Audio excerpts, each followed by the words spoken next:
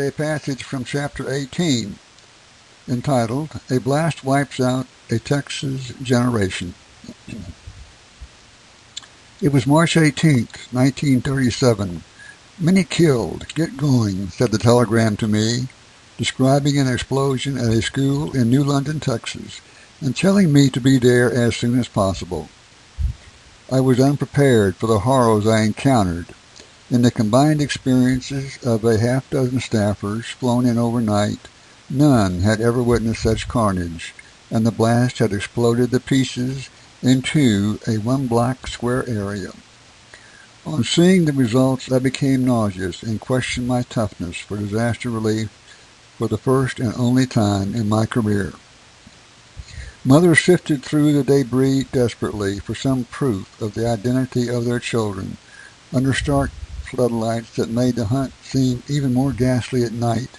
They filched from the debris and carried tiny scraps of gingham or corduroy or whatever shard swatches matched what they remembered their little ones had left home wearing. Screams of recognition filled the air. The explosion was one of the worst disasters in the state's history. In terms of fatalities, it was second only to the hurricane of 1900 that surged over Galveston and killed 8,000 people and injured thousands more.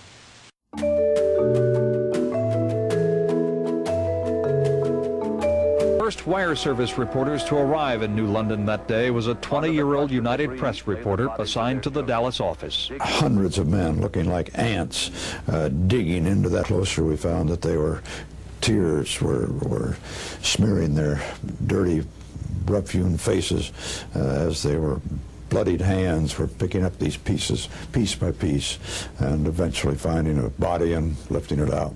Walter Conkrite would go on to cover many more stories, but the New London school explosion stands in his mind as the worst peacetime disaster he's ever covered. In the Pleasant Hill Cemetery, most of the tombstones read the same date, March 18th, 1937, a day the rest of the world has forgotten. But not even a world of sympathy could soothe the grief of that spring day. The explosion was blamed on a natural gas leak. To save money, the school had tapped into a pipeline carrying raw natural gas, which is odorless.